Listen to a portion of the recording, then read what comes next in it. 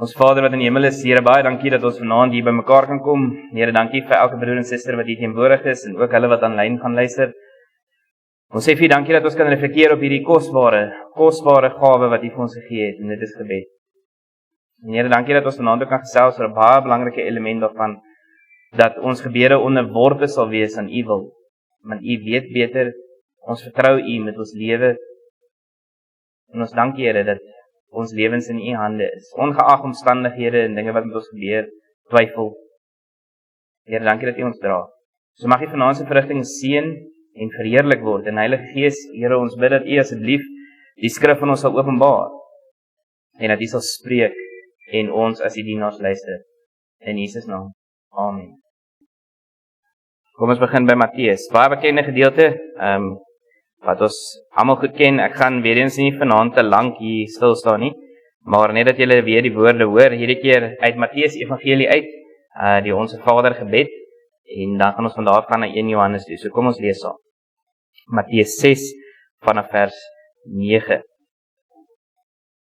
So moet julle dan bid: Ons Vader wat in die hemele is, laat U naam geheilig word, laat U koninkryk kom, laat U wil geskied, soos in die hemel, so ook op die aarde.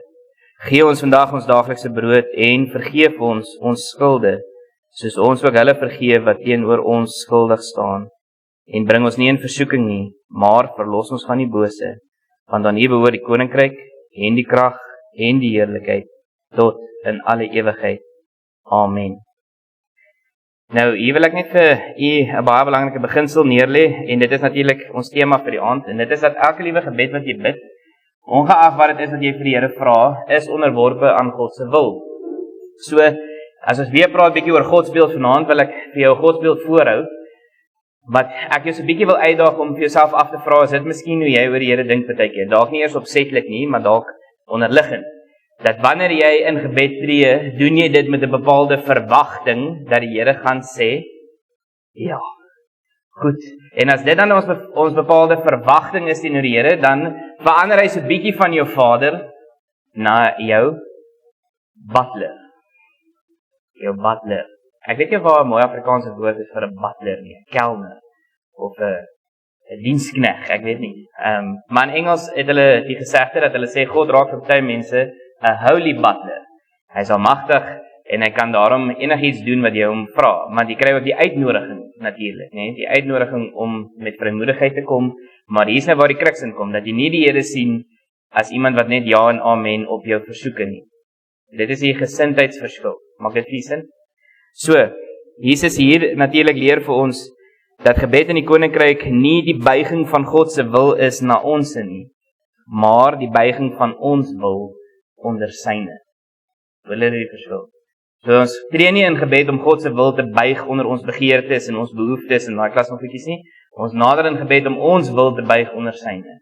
En te sê, Here, wat ook al die uitkoms mag wees, U wil geskied. U koninkryk kom. Want ons vertrou U. U weet beter, U sien verder. U is alwys, alomteenwoordig. Jy sien die groot prentjie wat ek nie sien nie. So dit gaan oor vertroue, primêr.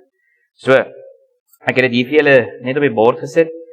Laat U wil geskied soos in die hemel, net so ook op die aarde. Hierdie vers herinner ons dat gebed gaan nie oor beheer nie, maar eerder oor oorgawe aan God se soewereine planne. So die gedagte hier, weer eens as ons praat oor godsbeeld vanaand, gaan daaroor dat ons mekaar herinner dat die Here wat ek en jy aanbid is soewerein. Hy is soewerein. En die gedagte is dat hy is koning ook. En dit beteken dat sy wil is eintlik die een wat gaan uitspeel in die geskiedenis, nie mense se nie. Maar wanneer mense hulle wil in lyn bring met die Vader se, dan gebeur daar wonderlike dinge deur mense natuurlik. En dit is wat ons graag wil hê hier in Groblersdal. Dat mense hier in gebed sal tree met vrymoedigheid en dat hulle sal bid, U wil geskied. So, godsbeeld maak saak, soos ons gisterand vir mekaar gesê het, en vanaand hoor julle dat hierdie gaan oor daai dieper respek, dat die Here is soewerein, want ook hier is die onderliggende vraag, as die Here nie 'n soewereine God is nie, en nie dinge kan bewerkstellig in hierdie wêreld en in hierdie leeftyd nie, waarom het jy dan gebed? En waarop hoop jy? As hy dit nie kan doen nie. Want as hy nie soewerein is nie, dan is hy nie God nie. Maak dit sin? As hy nie soewerein is nie, dan is hy nie God nie. En ook as hy nie koning is nie, beteken dit per implikasie, jy is. Jy wil hê hy moet doen wat jy wil, en dit maak jou dan koning, en nie God nie. Dis 'n diepe gesegde. Dan kry ons die voorbeeld in Getsemane, wat natuurlik net 'n voorbeeld wat ek vanaand vir julle gee as een van die bekendste gebede wat hierdie beginsel vir my en vir jou uitbeeld. Vrymoedigheid dat die Here Jesus Christus hier vir sy Vader vra, asseblief laat die lydingsbeker by my verbygaan. Hy pleit dit ure lank, herhaaldelik. Ons het gisterand bietjie al daaroor gesels dat jy aanhoudend bid, volhardend bid en nie eenmalig jy het nou gebid en nou vergeet jy nie. Dis heeltyd by die Here pleit, heeltyd met die Here praat oor 'n ding wat jou pla en waar jy vroeg en worstel en dat dit is soos 'n refrein wat in jou hart opkom en dan natuurlik na die Vader toe gaan. Vrymoedigheid. Maar die Here Jesus leer ons dat dit altyd gepaard gaan met hierdie frase: nogtans nie my wil nie, maar U wil geskied. En dis die moeilike gedeelte baie keer vir ons. Dis die moeilike gedeelte. So Jesus se nood aan die een kant in die tuin van Getsemane het Jesus sy eerlike behoeftes en emosies oor sy lyding uitgespreek wat ons herinner dat ons ook ons vrae met God kan deel. Enige tyd, enige plek. Aan die ander kant het hy volledige oorgawe. Jesus het sy wil aan die Vader se wil onderwerp, wat ons aanmoedig om ons eie wil te laat staan en te vertrou op God se wysheid en tydsberekening. Sy tydsberekening en sy wysheid. Hy weet beter. En nou sal julle onthou, ek het gisteraan bietjie met julle gepraat oor John Bunyan, 'n baie bekende Puritein, en ek het vanaand van die boeke saamgebring as julle daarna wil kyk. Natuurlik wat Ursa, die Instituut vir Reformatie, vir ons vertaal het van Engels na Afrikaans toe, Voor die troon van genade. En John Bunyan is een van die Puriteine na wie julle gekyk het. En dis wat hy skryf rondom hierdie beginsel. Hy sê gebed, het julle gisteraan gehoor, is die uitstorting van die hart tot God, maar altyd volgens sy wil. Altyd volgens sy wil. En nie die afdwing van ons eie nie. So as we daarom vir mekaar vra in ons eie harte, wanneer ons tot God nader in gebed, en jy dalk 'n ding herhaal en oor bid, doen jy dit omdat jy graag jou wil afdwing op die Here. Graag die uitkoms wil bewerk wat jy hoop of dink reg is, al dan nie. Of is dit bloot uit nood uit? Is 'n noodekreet wat uitgaan na die Here toe, herhalend, maar dit is met 'n nederige gesindheid dat U wil geskied, nie my eie nie. U wil geskied, nie my eie nie. So ons probeer nie ons eie wil op die Here afdoen nie, maar ons bid altyd volgens syne. Dan die volgende gedeelte gaan oor gebed volgens God se wil. As ons volgens sy wil bid, dan gebeur die volgende: God se verbintenis. So gebed is 'n gelyktydige aksie van vertroue en onderwerping. Hoor julle die taal gebruik, daar is baie belangrik. Dis 'n gelyktydige. So beide hierdie twee elemente moet teenwoordig wees in ons gebedslewe. Aan die een kant die vrymoedigheid om te vertrou en aan die ander kant ook onderwerping, 'n gesindheid dat nie ons wil nie, maar U wil geskied. En wanneer ons dan volgens God se wil bid, dan verhoor hy ons wat ons herinner aan die krag van ons geloof. Nou dit is natuurlik in die 1 Johannes teks. So maak asseblief met julle Bybels oop by 1 Johannes 5 asseblief. Ek lees vir julle die 2020 vertaling. 1 Johannes 5 vanaf vers 14 tot 15 sê dit: en dit is die vrymoedigheid wat ons voor hom het, dat hy ons gebede verhoor as ons iets volgens sy wil vra. Dat hy ons gebede verhoor as ons iets volgens sy wil vra. Vers 15: en as ons weet dat hy ons verhoor in alles wat ons vra, weet ons dat ons alles ontvang wat ons hom vra. So julle hoor nou daai gedagte dat wanneer jy vra en jy ontvang, is die kruks hierso wat ek en jy in gedagte moet hou, dat ons bid volgens God se wil. Nie ons eie nie. Nie ons eie nie. So die Here sal vir jou gee, net soos wat hy beloof, maar altyd volgens sy wil. Volgens sy wil. Goed. So gebed gaan hier oor innerlike transformasie. Dis wat ek wil hê julle vanaand moet raak sien. Gebed gaan oor innerlike transformasie. Gebed vorm jou hart. Gebed verander nie eers noodwendig jou omstandighede nie. Jou omstandighede kan jou waarskynlik dieselfde bly, te midde van worstel en opregte gebed. Maar wat gebeur? Die Here vorm jou hart en bring dit dan onder sy wil. As jy byvoorbeeld dink aan konfliksituasies wat ons nou al die laaste ruk nogal baie oor gesels het, wanneer jy begin met die Here praat oor iemand, dan gebeur daar iets in jou innerlike mens. So jy verander. Jou hart verander. Jy dink dalk anders oor die konflik, jy dink anders oor die persoon, want die Heilige Gees openbaar sekere dinge aan jou, of maak jou sag, of wat ook al. Dit is 'n uitnodiging om ons wil oor te gee, en dis dan om 'n lewenswandel te hê wat gekenmerk word deur vertroue. Vertroue. So om te sê vir iemand, nie my wil nie, maar jou wil, gaan maar oor dat jy dit net sal doen as jy iemand vertrou. En hier kom terug na wat ons gisterand gepraat het oor die Bybel, in die Bybelse rol. Jy gaan net die Here werklik kan vertrou as jy die Here opreg ken. En al hoe jy die Here gaan ken is as jy sy woord bestudeer waarin hy hom aan jou openbaar. Baie belangrik. En dan leer jy sy hart, jy leer hoe hy optree in sekere situasies, jy leer wat sy wil is. Jy leer wat sy wil is. Sonder die Bybel weet jy nie wat sy wil is. Weet jy nie wat sy wil. Goed, so, kom ons maak dit prakties, en ek wil graag by die gesprekke uitkom vanaand. Ek het vir julle 3 voorbeelde gebring, vertrou in verskillende tipe omstandighede. Kom ons begin by siekte, wat ons baie keer ervaar of beleef, of daai klas van goedjies. Is die gedagte wanneer ons bid, is om te sê, ons vra vir die Here vir genesing, en ons vra vir die Here vir uitkoms. Die verandering van die omstandigheid, wat dit ook al mag wees, ek het net siekte gekies, Maar ons vra dat die Here sal genees, maar U wil geskied. En ek gaan dit vir julle prakties maak vanaand. Ek het al baie keer in sekere situasies, waar 'n familie my uitnooi of so, en ek is in daai heilige ruimte, waar iemand op hulle sterfbed lê, soos wat ons dit ken, dan vra ek vir die familie, bid ons vir genesing, of bid ons vir verlossing. Nie om hard te wees, dis nie die beginsel nie, maar waar is die familie se hart? Waaroor dink hulle as dit kom by hierdie tipe heilige momente? Want om daarin ingenooi te word, is 'n baie heilige moment. En daarom sê ons kan bid vir genesing met vrymoedigheid, ons glo die Here is almagtig en kan wonderwerke doen natuurlik. Maar partykeer is dit ook 'n wonderlike gawe as die Here partykeer iemand verlos van hulle lyding. Is dit nie so? In my konteks, my oupa, wie ek baie lief was, is oorlede aan longkanker.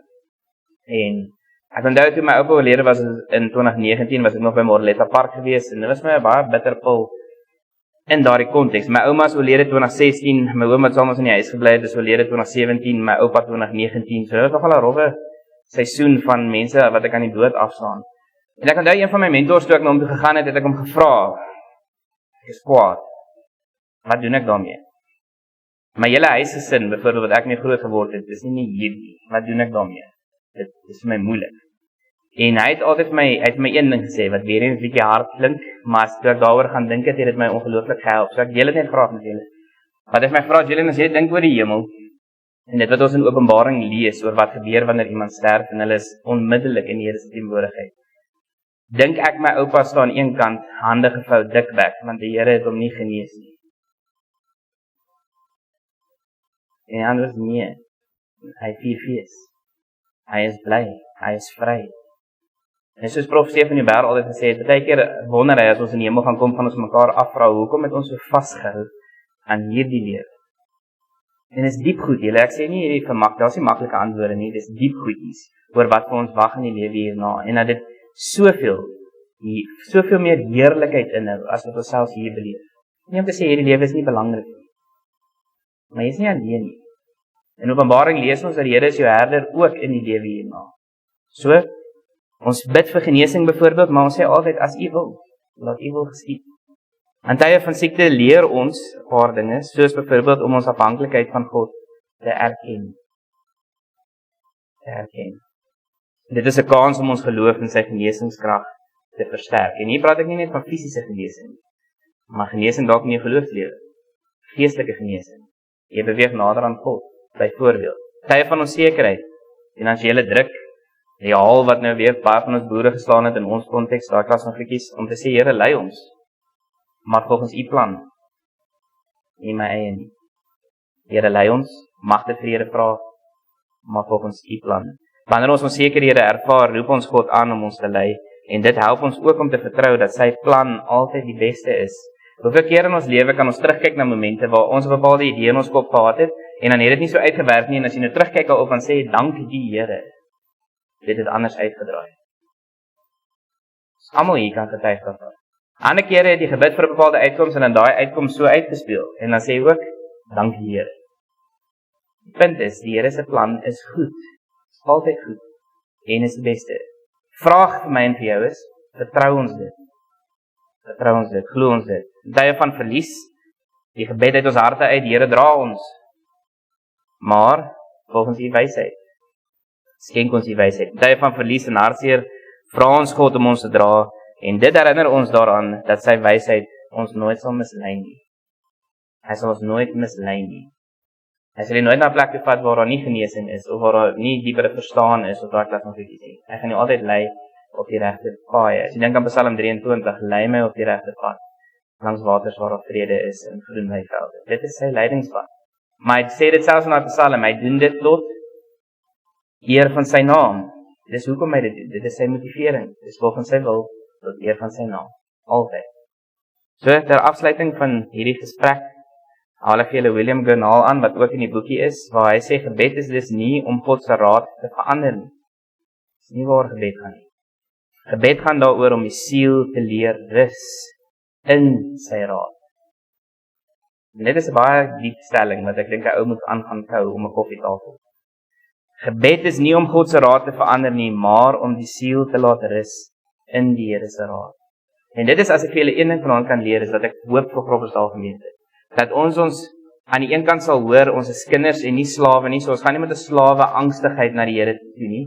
Ons gaan as kinders met vrymoedigheid voor sy genade troon. En dan wanneer ons in sy genade troon is, en ons buig voor sy genade troon, dan doen ons dit met 'n nederigheid van, laat U wil geskied. Hierdie is my behoeftes, hierdie is my begeertes, hierdie is my bekommernisse, Vader, maar nogtans nie my wil nie. U wil.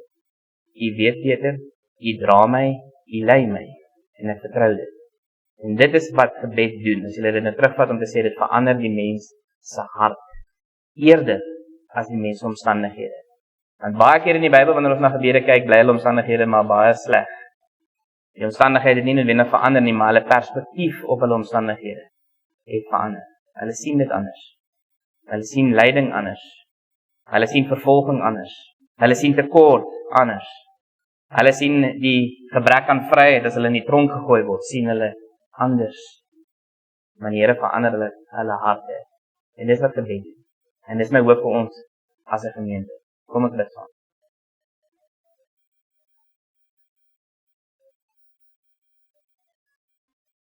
Ons Vader wat in die hemel is, Here, ons wil graag leer om aan die een kant met vrymoedigheid na U toe te kom, soos die kinders, en dat ons daar ons begeertes bekend kan maak, ons bekommernisse, ons vrese, ons twyfel. Ons harte kan uitstort teenoor U. Aan die ander kant, Here, wil ons ook leer dat saam met dit, dat ons nie ons wil nie, maar U wil geskied.